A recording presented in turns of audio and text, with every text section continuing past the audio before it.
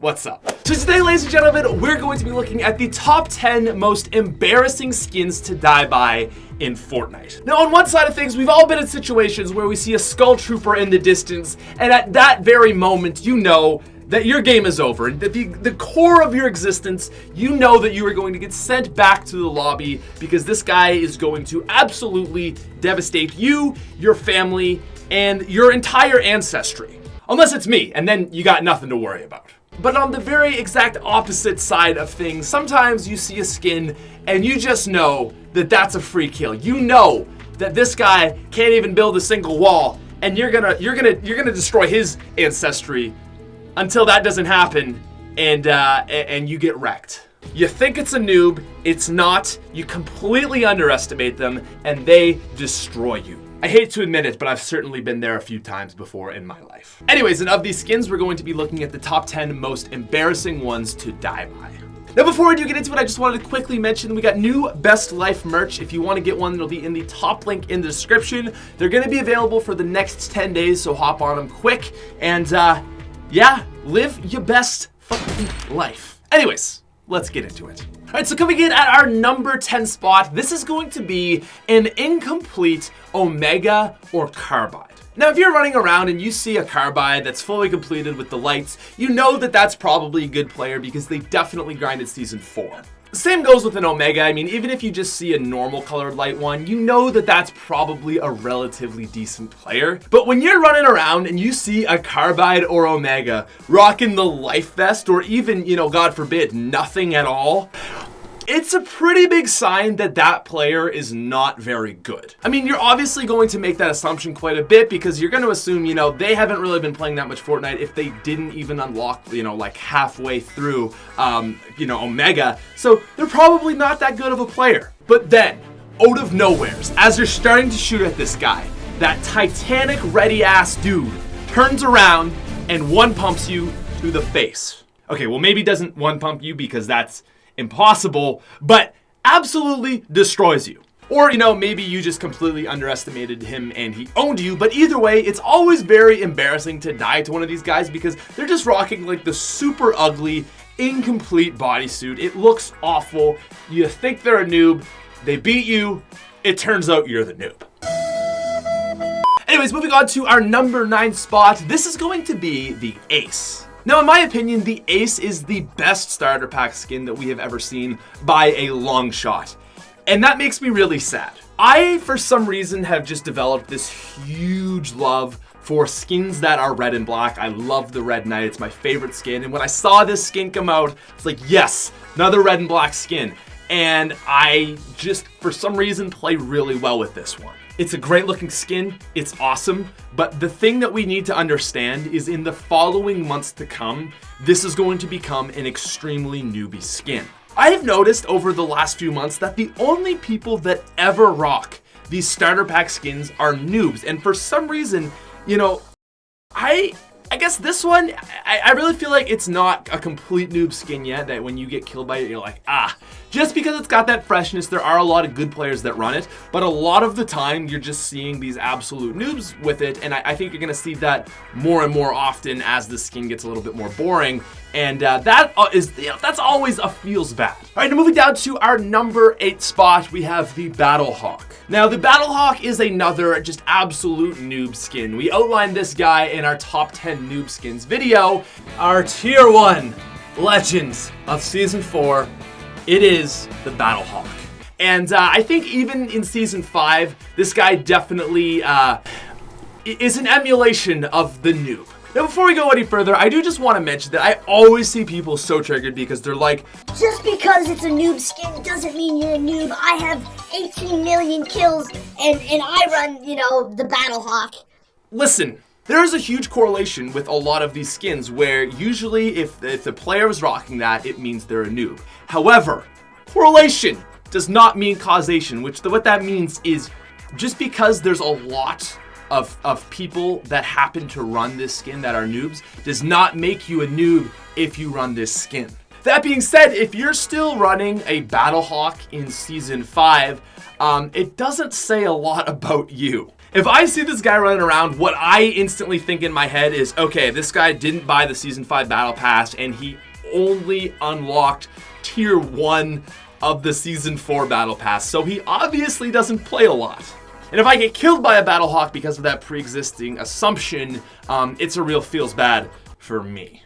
Moving on to our number 7 spot, this is the Trailblazer, part of the Part 2 to the Twitch Prime pack. Now, there are a few Twitch Prime skins out there, including gliders, umbrellas, even Havoc, and the Sub-Commander, but in my opinion, Trailblazer is the most newbie looking, and I have the idea that this is the most newbie skin of all the Twitch Primes. The reason for this is that if you're running a Havoc or a Sub-Commander, you've been playing for actually probably quite a while.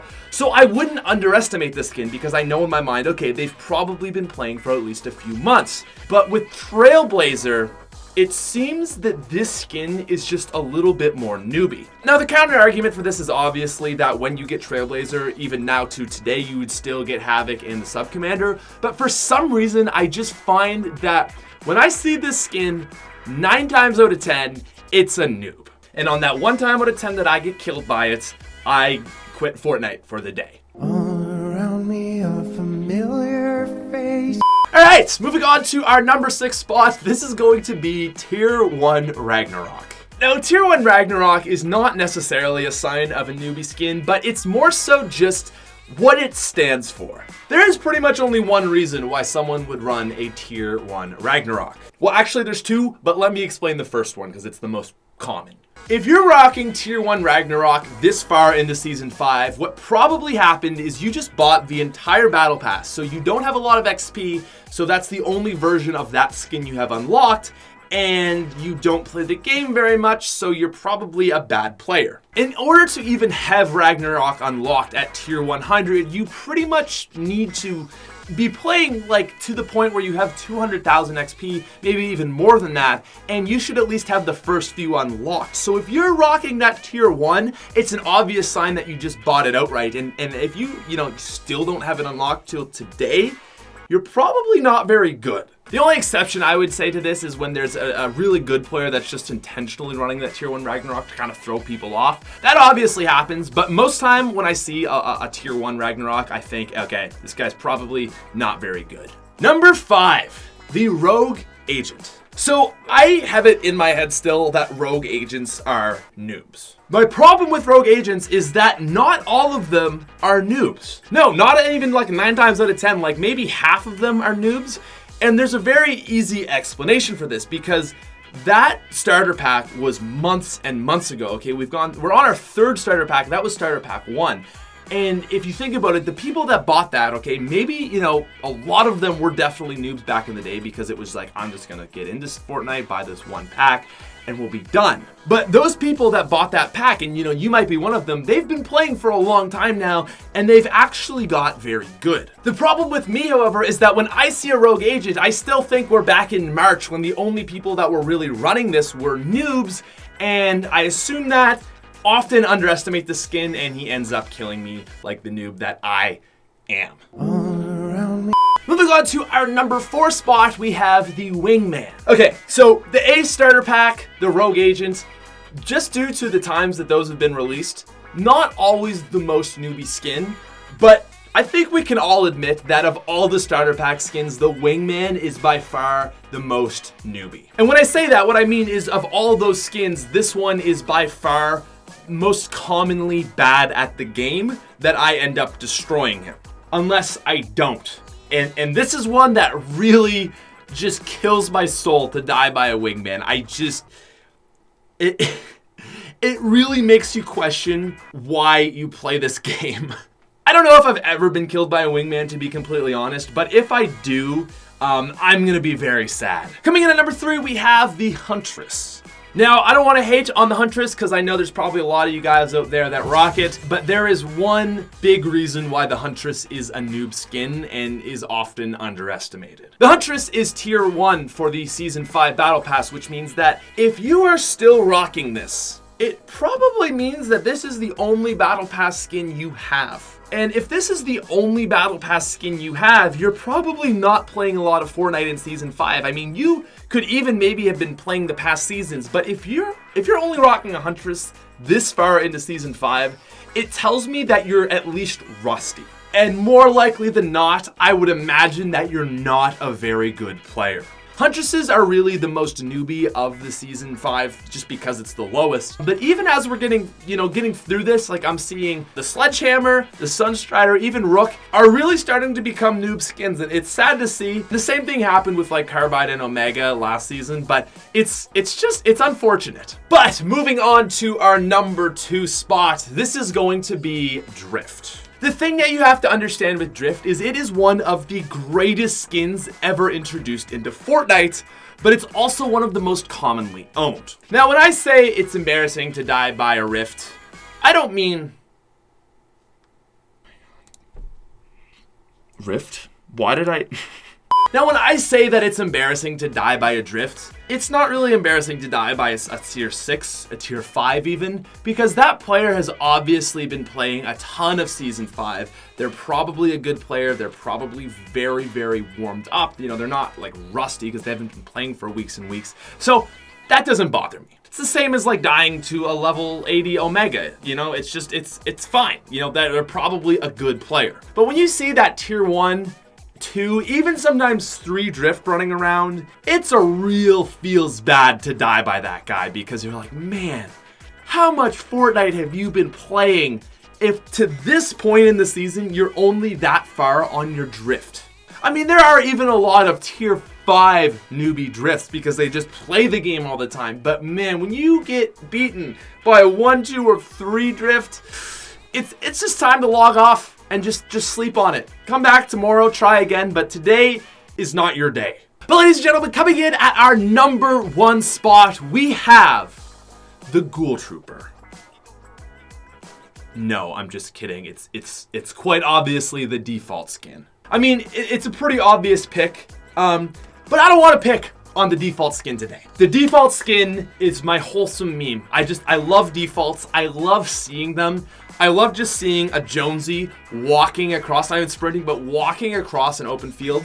That stuff is one of my favorite things about Fortnite. Seeing a noob, tapping him a few times, and just watching him try to run away from you because he's not good. Honestly, at this point, I love default skins. I think they're just so innocent and harmless, but they do have to be on the number 1 spot because if you get killed by a default skin nowadays, it's usually pretty embarrassing. I mean, there are obviously the false defaults, which are guys like Tfue and people of his caliber that literally just run it and wreck everybody.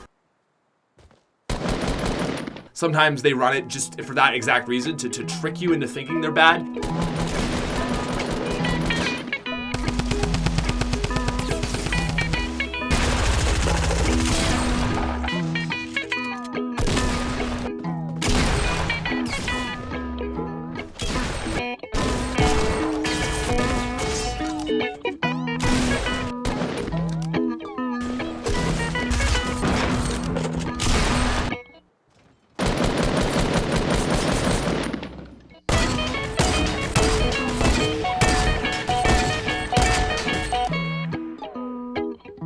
But for the most part, if you die by a default skin that's bad anyways, it's a real feels bad. Feels bad? No, it is a soul-crushing loss that you need to go to therapy for to get over. Anyways, that's going to be our list, ladies and gentlemen. I hope you enjoyed the video. Before we end it again, if you want to get your hands on a new Best Life shirt, they will be available for roughly the next 10 days. So I would recommend you hop on it now. If you don't know the message behind Best Life, it's literally just that I think people should strive for excellence because I think that is the way to really achieve, your best overall life. I've talked about this a lot, so I don't want to drone on with it because probably a lot of you guys know. And at the end of the day, it's just about living your best life. That's what the motto is. And if you like the shirt, link in the description. Yeah, that's it. I'll talk to you guys later. Peace.